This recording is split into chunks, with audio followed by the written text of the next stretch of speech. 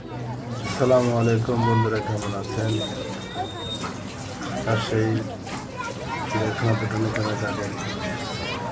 সে চিড়িয়াখানা অনেক পর্যটক ছিল, বর্তমান কম। চিড়িয়াখানা বিভিন্ন ধরনের উদ্ভিদ, বিভিন্ন ধরনের গাছ রয়েছে।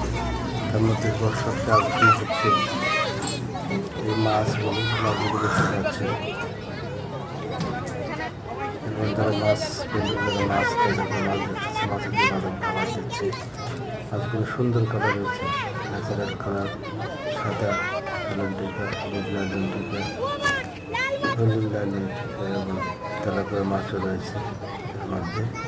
মাছগুলো দেখতে খুব সুন্দর এবং খুব সুস্বাস্থ্য ভালো। প্রচুর খাবার আছে।